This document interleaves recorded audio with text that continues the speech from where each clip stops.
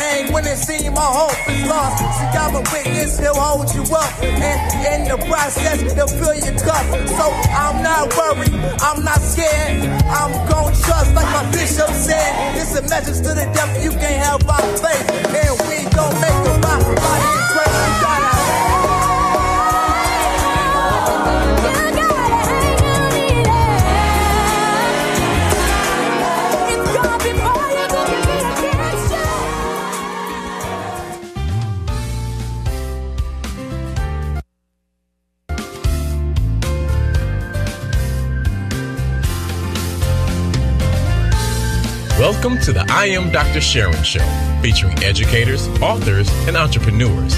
You can join us live every Sunday at 10 a.m. Eastern Standard Time. Please follow Dr. Sharon across all social media platforms at I Am Dr. Sharon. And now your host, Dr. Sharon H. Porter.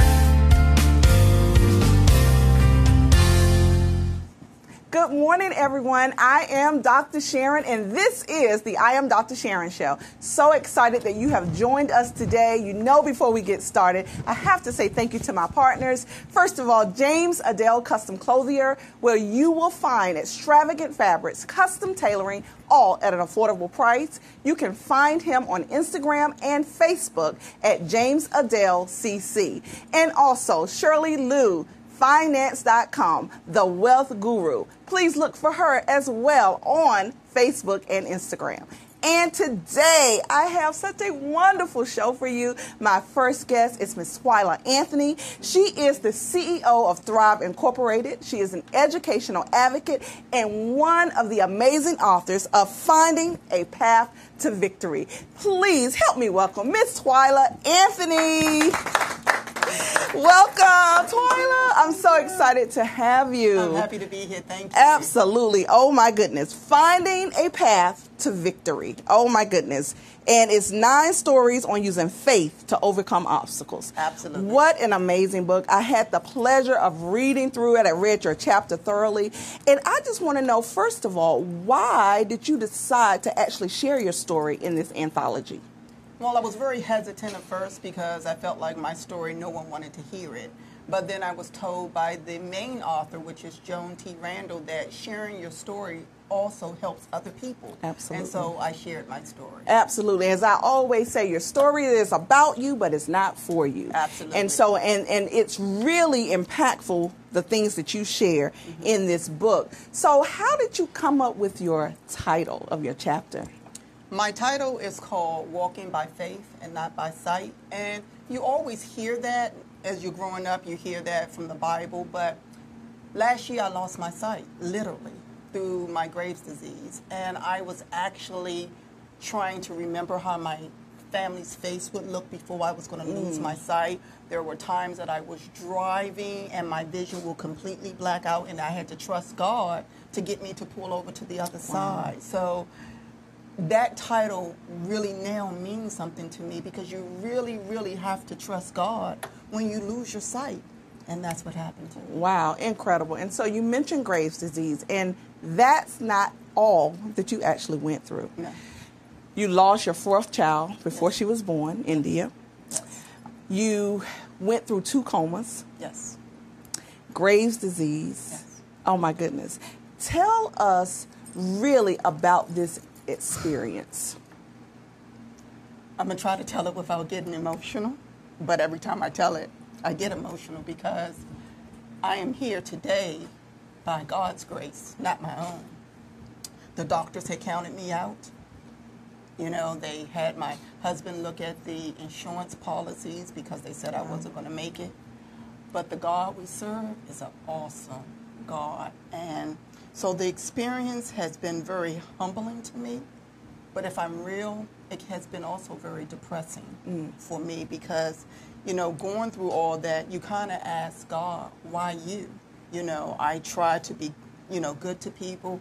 I'm very giving and generous and things like that. So you start to say, why me? And so one day he said to me, why not you? You know, if my son can go through it, you can go through it. And so when learning to embrace that, then I'm able to understand the purpose in all of it and not get overwhelmed by all of it. Wow. And you've been through 2 comas. Yes. And I know one was directly after you lost India. Yes. Now, is there anything, and you may not be able to answer it, but is there anything that you remember during that time? I don't remember anything that was occurring outside of my body, but I do believe that people that are in comas, there are nightmares that you go through. I was in the car and a baby blew up and blood was all over me. There was times where I was being buried alive and things like that. So I really believe that each scenario, that if you don't fight to get out, that's when you die. So I never stopped fighting in my dreams.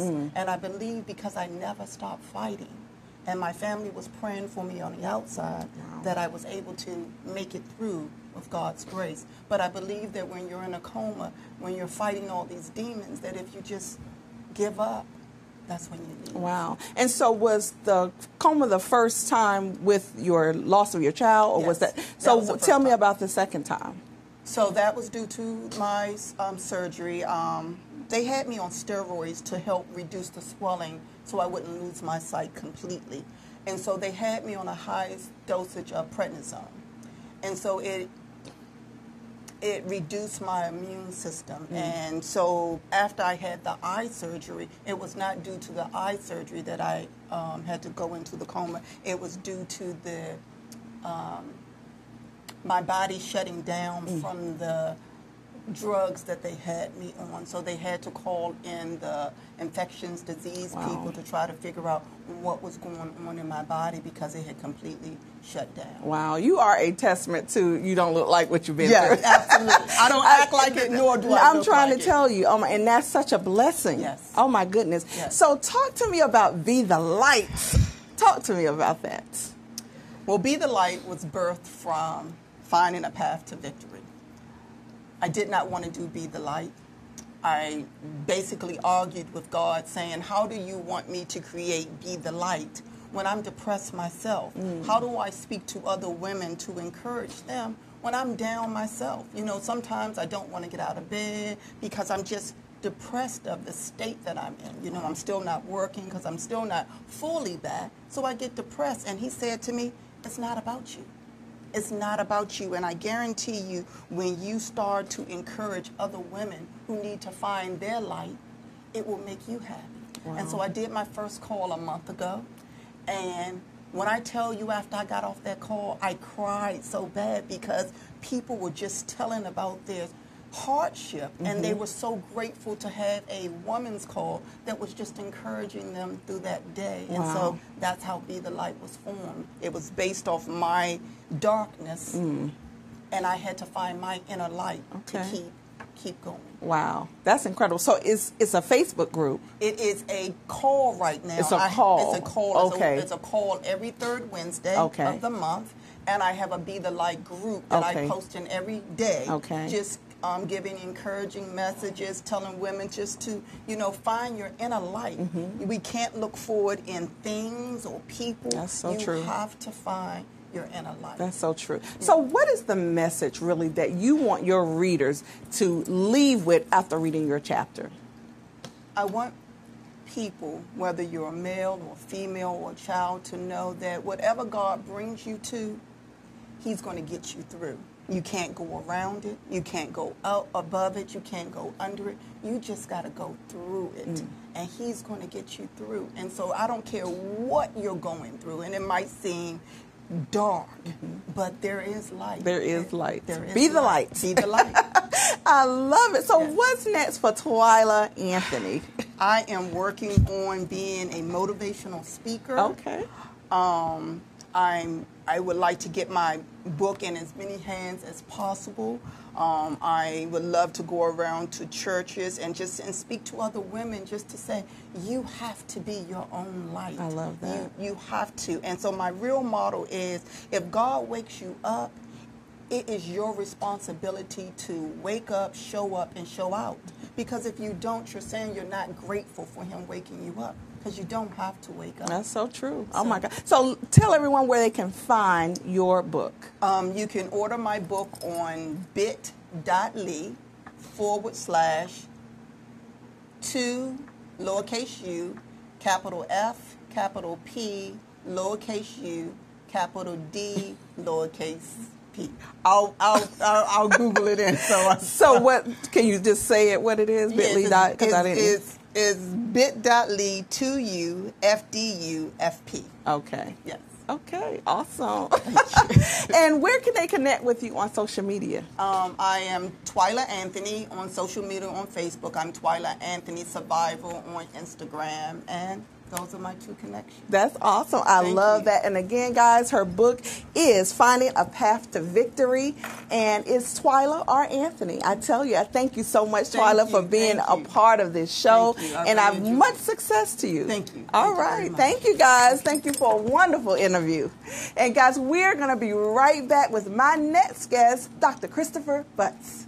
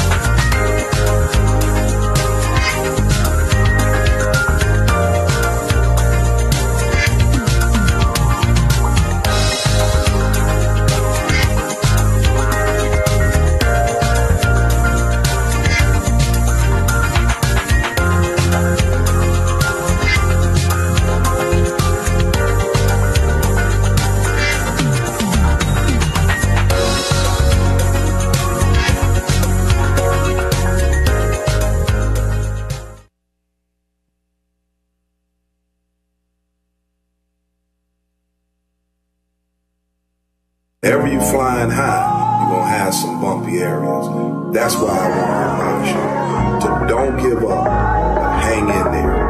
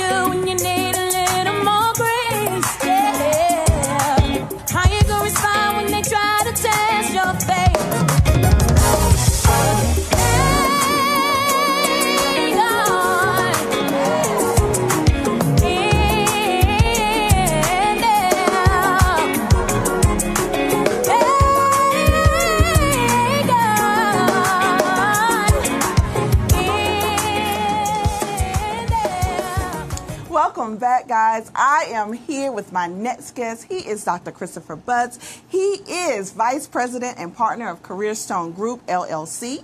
He received a Master of Education in Higher Education and Doctor of Education in Policy Studies at University of Central Florida. His published works include a recent article in the journal Industrial and Organizational Psychology, Perspectives on Science and Practice, Diversity, Executive Magazine, a book chapter in Understanding and Managing Diversity, and another in cross-cultural competence for 21st century military. Please welcome my guest, Dr. Christopher Butts. Woo! Thank you very much for having me. Dr. Christopher, I am so excited to have you here today. Oh my goodness, I really want to dive in with your work in inclusion and diversity. Talk to us a little bit about the work that you do. Well, through Careerstone Group, I get the pleasure and joy of working with a variety of federal agencies and private companies leading workshops and strategy for their diversity and inclusion plans, the human capital plans, and developing different workshops for their workforce on a variety of topics, including diversity. But as of late, a lot have been requesting sessions on unconscious bias or implicit bias. So I get to do that. I get to share my story through different keynotes. Absolutely. And I love it. It's a lot of fun. It is. And so, I've got to dive into your dissertation, first of all. White males and black fraternities, life experiences leading white males to join a historically black fraternity. Yes. You are a member of Alpha Phi Alpha fraternity. Of course. And for a lot of non-Greeks, as we call them Greeks, non-Greeks, they are surprised to see that a white person is in a historically black fraternity. But we know that there are in sororities and fraternities. Talk to me a little bit about why you chose to do your dissertation on this. Gosh, I'll tell you, I really didn't want to do the topic. I pledged or joined my fraternity in 1999, and I started my doctoral degree in 2008. And when it came time to decide on a dissertation topic, my chair was telling me to, give the things that I'm going to eat, breathe, and live for the next, 2 years, and then after that, I'm going to be the expert on it. Absolutely. I came up with a variety of topics, and she shot them all down. Wow.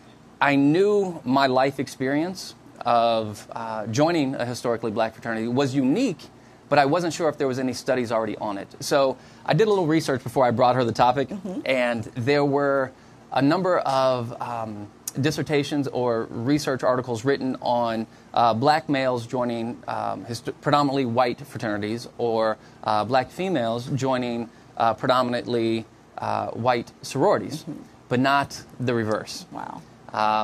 So I brought her that idea, and she was like, "Oh my gosh, you're sitting on gold. Why are you just now bringing this to me?" I was like, because I didn't want it to seem as if I didn't want the misunderstanding or misinterpretation to be that somehow 10, 12 years earlier, I had this diabolical plan that I was going to do this study based on joining this organization. It was not that at all. I had no idea that I would ever go for a doctoral degree or even do a study on this. Wow. So that was my hesitation and reluctancy at the beginning. Wow. And so it was a qualitative research. Yes. And you actually, I think you interviewed pre-collegiate individuals. Is that right? I interviewed 7 members of Alpha Phi Alpha Okay. who joined the fraternity during their undergrad years. Okay. And I interviewed them on their life experiences prior to joining the fraternity to learn more about what drove them to that.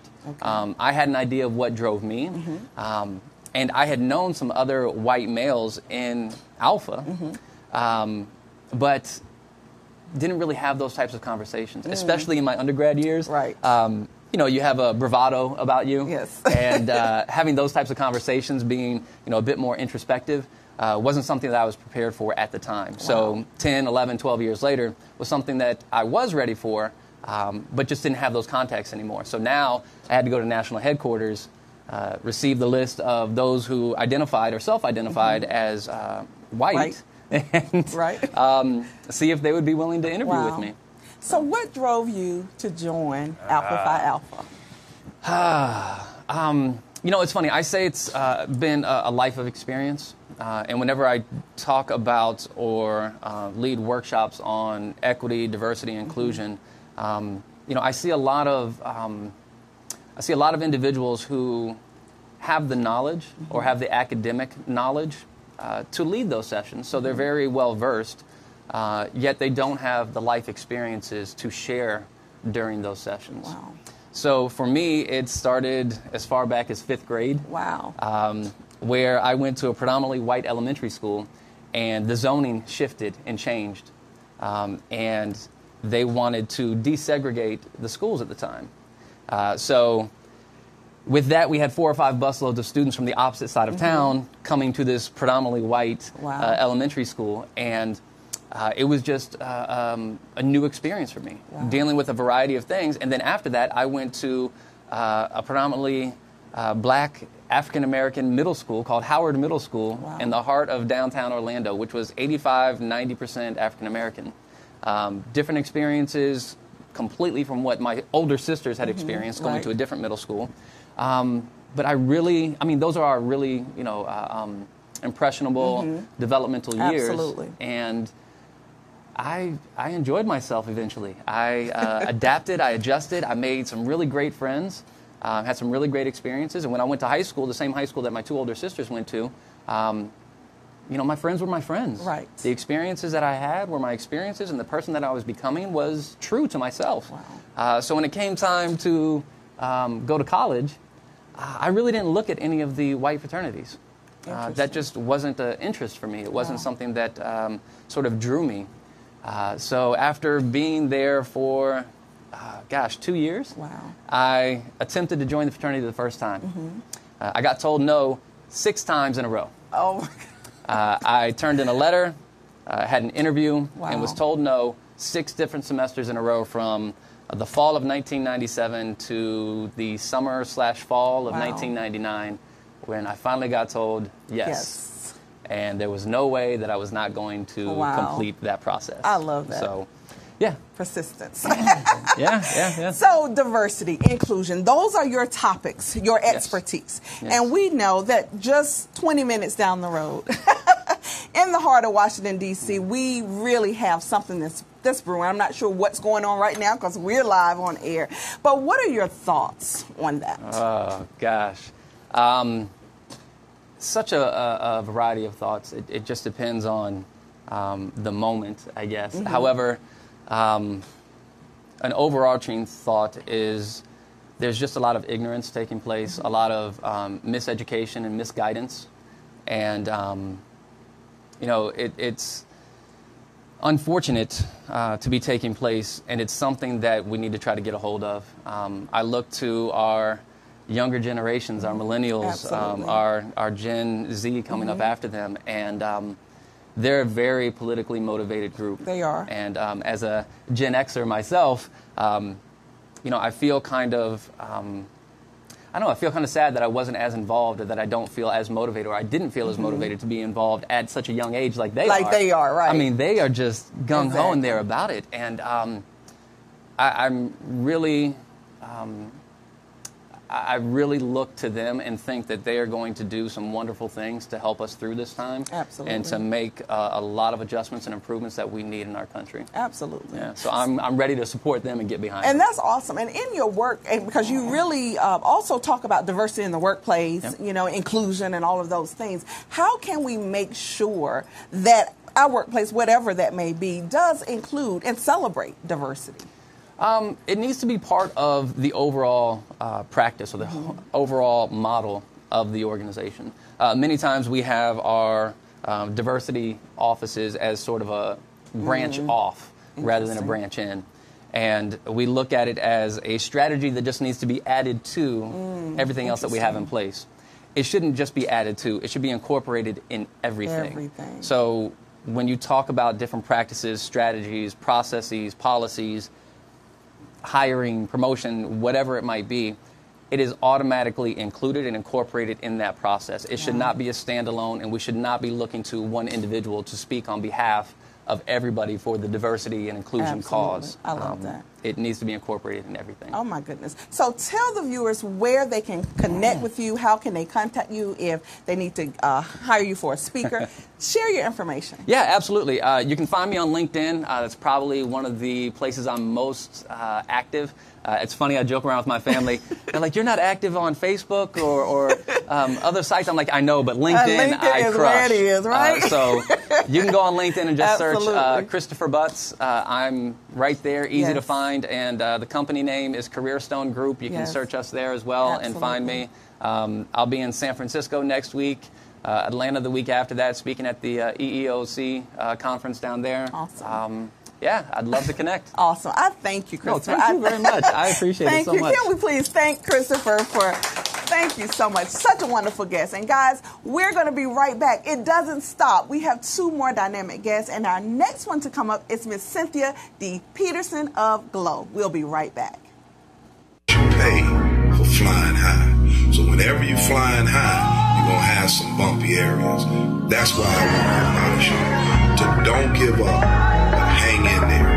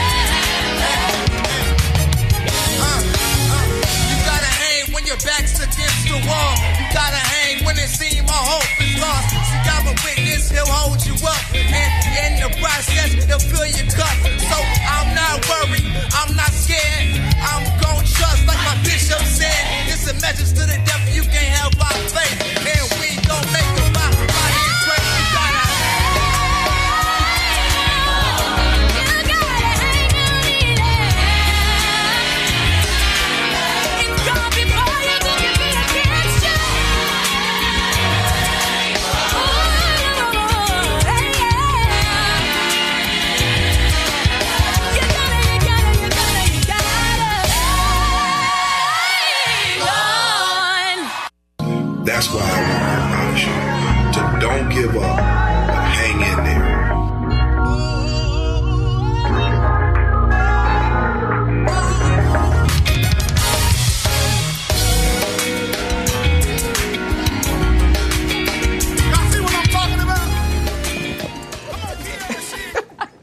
And we are back, guys. My next guest is Miss Cynthia D. Peterson. She is the program director for God-Loving Obeying Women, also known as GLOW Incorporated. It is a nonprofit ministry serving women in the District of Columbia, Maryland, and Virginia. I am so excited to have you. Can we welcome Cynthia? I am excited to be here. Yes, GLOW. Oh, my goodness. First of all, you've got to tell me, what was the creation of GLOW? Okay, well, the creation of GLOW actually came from our founder, Colleen Mack, and she had been just very prayerful about the next steps in her life, and God brought her the vision of GLOW, God Loving Obeying Women Incorporated. And I would say probably about a little over a year when she was getting ready to make a transition to Atlanta, her and her husband, she approached me about being the director of the DMV branch here in the local area. And so that's how, well, I was already involved in terms of being a member, but this was an opportunity for me to move into a leadership position, and so here we are. That is awesome. I tell you, and so you guys are gearing up for your second annual Women's Business Expo that's going to take place in September. Yes. Tell everyone about it. Yes, and so this, like you said, this is going to be our second year.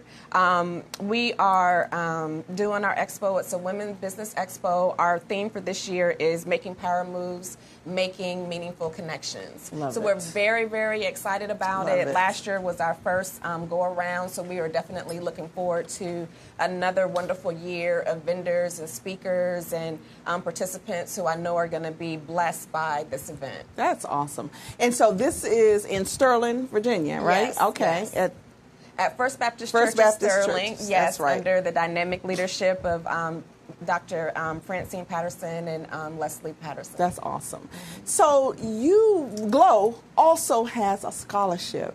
Yes. I absolutely love the target audience for the scholarship. Yes. Please talk about that. Yes. So this is what's so beautiful about this is that all of this is like brand new. So whenever I took over leadership of the DMV branch, we pretty much got together and really wanted to think of something that we could do to really, really give back to the community. We have a variety of different programs that we have throughout the year, but we really kind of wanted to do something extra special, and so that's where the scholarship came from. I was a returning student. I have a lot of other friends who they were so far ahead of me, like most of my girlfriends didn't have children, so they went and got their degrees, and I was always a few years behind them. And so the scholarship is really to encourage women to go back to school and to get their degree, whatever it is that, is a calling on their life. And so the scholarship provides that. So it's for returning students. The age group is 25 to 50. So we really wanted to give an opportunity for a young woman who was, pretty much in that time in life where you kind of have to make a decision. Are you going to keep doing what you're doing? Or are you going to pursue your dreams? I love that. And so how can they connect with that piece of it? If there are returning students out there of 25 to 50 getting their undergraduate degree, how can they apply for this scholarship? So we do have information on our website in regards to the application process. We actually just gave our first scholarship, which we're very excited about. I think we were just as excited as the recipient was. And she's a returning student. She has 2 children, one is which is special needs. She's getting her master's degree in business, so she is doing it. And so we have been able to support her in that, and so we definitely look forward to the next go around. I love that. Oh my goodness. So you also do a food pantry. Well, this is not exactly a physical food pantry, but what we do is we try to make sure that we have funds. So if we have, even within our membership, what we want to make sure is that if we come across someone who has a need, that we're actually able to financially maybe be able to do a gift card, take over food. Okay. Even, like I said, within our membership, we've had situations where our Glow sister has had some medical issues going on. So then she's on bed rest. So we make sure that we kind of rotate and make sure that she has what she needs. So it may be food. It may be, just, coming over and keeping her company and making sure that she's, in a good place. So speaking of that, talk to us about membership. How does one become a Glow sister? So in terms of membership, it is open. We really are, coming together as, women who are with like minds in terms of spirituality and believing in God.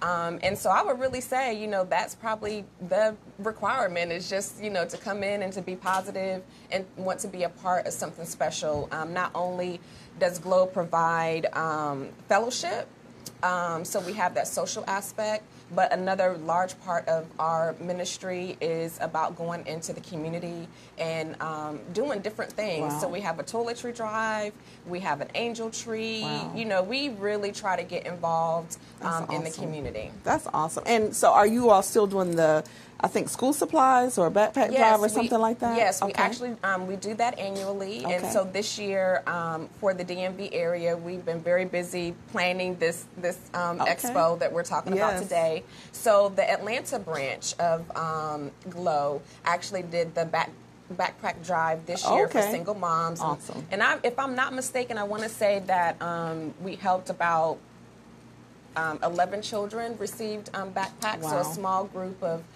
so we're small but mighty. Oh, absolutely. That is awesome. Yes, that really so is. we were able to get donations from the community. We had folks come out and put together the backpacks and basically be able to be a blessing to some single moms who, didn't have the resources to do that themselves. So Glow is nonprofit, which means donations are needed. So talk about how the viewers can participate in being a donor for this. Yes, and so actually what is one of the things that we're trying to do now for the expo is because it is such a big financial commitment and we are such a small organization that we are looking for sponsors. We're looking for organizations who don't mind being affiliated with the God-loving, obeying woman title to help, to basically be able to help us reach our goals in terms of, making sure that we have what we need in order to be a blessing to the community, really bringing about,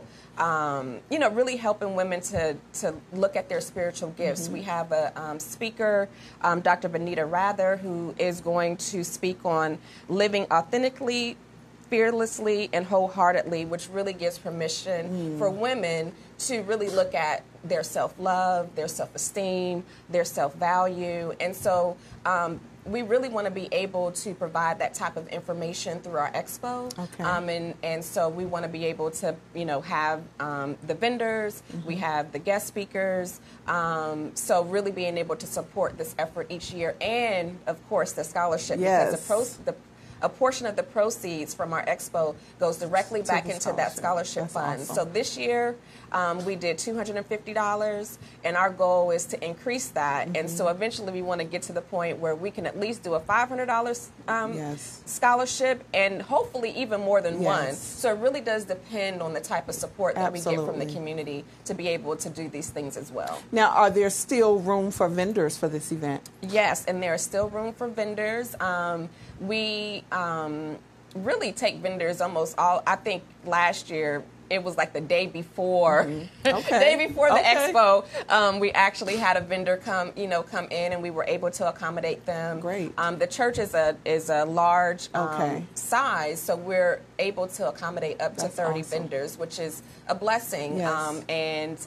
So right now we're about halfway there. So we've got the rest of this month, and for vendors. So that's awesome. Yeah. That's so awesome. We're excited about that. And what's really lovely about the vendors that we have is that, of course, this expo is to feed back into women, but the vendors also were feeding into each other. Absolutely. And so they were making connections even within their own network of vendors. And so it was really lovely for me to get emails and say, hey, Cynthia, remember that vendor was da-da-da-da-da. You know, I want to be able to talk to them because, awesome. you know, they were also getting help with moving their businesses, you know, to the next level. Absolutely. So, you know, I think it's, you know, the expo has been a blessing on all fronts. I love that. So please tell everyone where they can connect, where can they find you, and how they can be a part of the second annual Women Business Expo. Okay. So if you go to our website, it's www.glowwomen.com.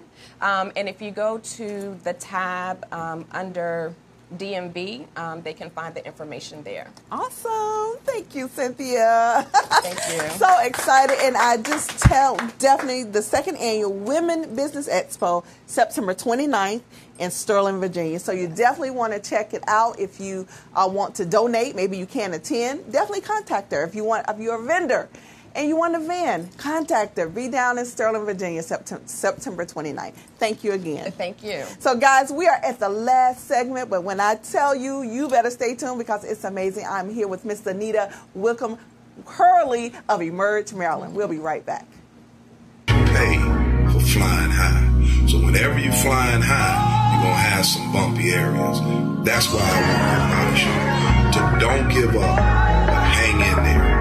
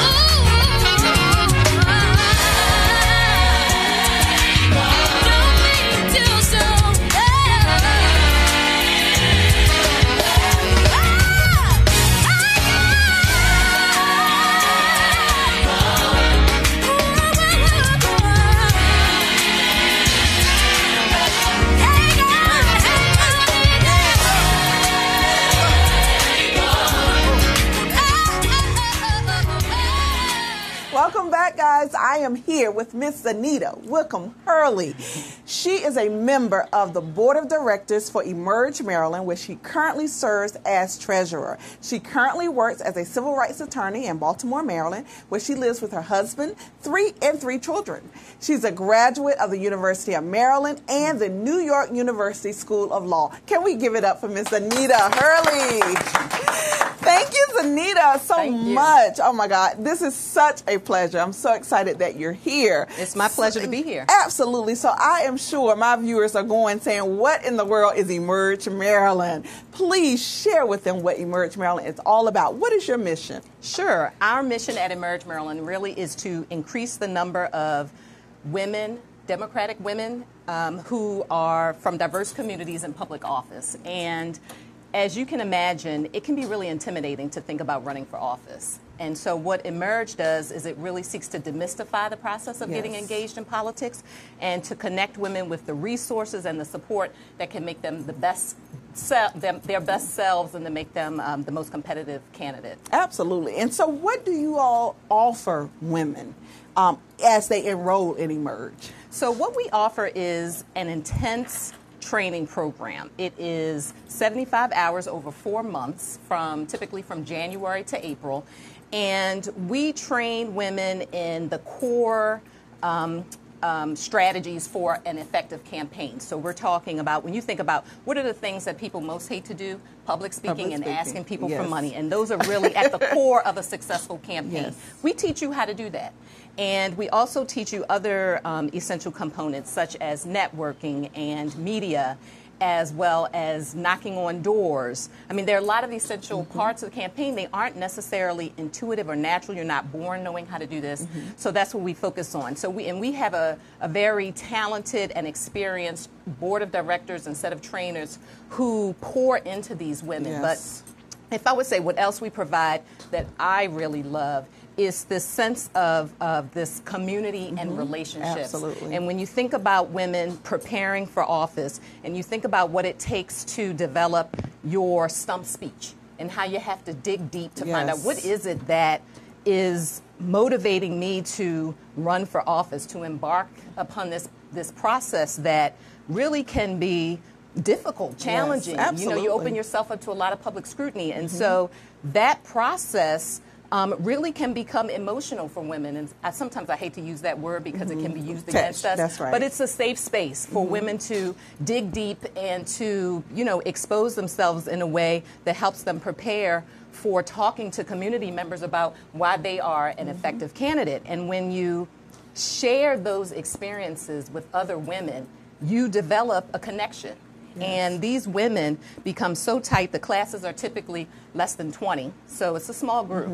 And they develop this close-knit relationship that carries them through the highs and lows of campaigning, but also in many instances far beyond their campaign. So who's eligible to apply for Emerge? So in order to be eligible, you only need to be a Democratic resident who self-identifies as female. But what we're really looking for in terms of who's likely to be a successful candidate for the program, we're looking for people who we think embody the best qualities of an effective and ethical political leader. So we're looking for people who are involved in their communities. We're looking for people who have a vision for how they want to impact their communities. And we're looking for people who have worked with a diverse constituency, who know how to inspire and motivate to bring people together. Wow, that's awesome, I tell you. And so the class for 2019, you all are, it's getting ready, it's forming. Yes. Applications are live. And we are accepting applications through November 4th. So I encourage anyone who looks around and is, disgusted at sort of the chaos, and we seem to be going backwards. And I don't think when we started this program in 2013 that we knew how important it would be to have a way to train progressive female leadership. We need you guys right now. And so I encourage folks to go to the website and check us out. We're at www.emergemaryland.org. And that's Maryland spelled out. And like I said, we're accepting applications through November 4th. But I talked about the commitment. That commitment to the program, 4 months, 75 hours, is critical. And for some people, it may seem like a big commitment to make. And so if folks are unsure, if you're intrigued and you feel, you know what, maybe I do want to run for office, maybe I am needed, we encourage you to take advantage of what we call our Taste of Emerge. And those are one-day sessions. They're typically $35, so they're inexpensive. We just had one in Howard County last weekend, and we have one coming up September the 22nd in Baltimore. You can find out more information about that on our website as well. That's awesome. So what are some of your successes from Emerge Maryland? So we're very proud of our successes. We have, since 2013, we've trained over 100 women, and more than half of those have been women of color, because we're very committed to the idea of diversity and to have our elected officials represent the diversity of the communities that they serve. So of that class, that more than 100, 70% of those women have run or are running now for office. That's awesome. In fact, in 2018, we had 47 women on the ballot. Wow. And 74% of those women won. Oh, my goodness. So How we're awesome very is that? excited Woo, about that. That is awesome. And we also actually have 20 alum currently serving in office. Awesome. So we're looking I love for it. people who want to serve everything from your local boards, school boards, through, I mean, it could be a central committee, it could be a local county or city council, all the way up through the governor's house. I love it. Come one, come all. I love Yes. it. Oh, my goodness. So are you guys on other social media platforms? I know you're on Facebook. Are Yes. you on other platforms? We do most of our work through Facebook. Facebook, okay. Yes, that is the place to find us. That's where we're linked to other alum, Okay. and you can see the broadness of our network. Okay. And so I would say if you're most interested in finding us, go on to Facebook. But I know there are other platforms that are, taking off, particularly for the millennials and the like. So I'll make sure that we are That on is those awesome. as well. That is Yes. awesome. So how long have you served on the board of directors? I've actually only been on the board for 2 years. Okay. So I was just appointed the treasurer, so I'm taking on more roles. And I think that when I was asked to consider becoming a part of this organization, really training progressive women leaders is so, and democratic leaders, is consistent with my lifelong journey and career, which is in civil rights. Exactly. And for working on behalf of African Americans and other minorities and other vulnerable populations, because it really has been the Democrats and the progressives who have fought to support the laws and policies Absolutely. that help to advance diverse and vulnerable people in terms of economic justice and civil rights. And so it's a nice complement to the work that I've done. But I love being a part of this organization. We've got a dynamic group of women board of directors who have worked for a long time in politics. And of course, myself, I've been a political appointee for most of my career. So I've worked closely with elected officials and the legislature. I've seen firsthand the impact it makes to have a progressive person in that position and the impact it makes to have women at the table as well. That's right. Oh, I love it. Oh, Yes. my God. So one time, give everyone your website and Okay. then where they can find you on Facebook. Okay, so website again is www.emergemaryland.org. On Facebook, it's Emerge Maryland as well. And so please check us out. Absolutely. We would love to find you. And I also have to say, our executive director, Diane Fink, is I love wonderful. her. She Yes. would welcome your questions. She's at Diane at She is emergemaryland.org. awesome. She is. I love Yes. Emerge. So, guys, definitely, if you're interested in running for office, you definitely want to contact Emerge Maryland and get a part of that 2019 class that's coming up. So thank Definitely. you, Thank Zanita. you. I'm so grateful that you're here. Thank you. So, guys, this has been another dynamic show for the I Am Dr. Sharon Show.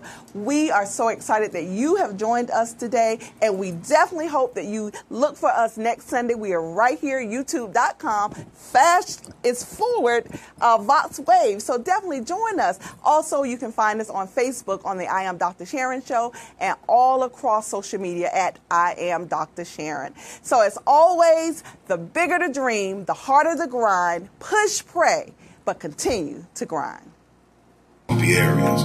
That's why I want to admonish you to don't give up.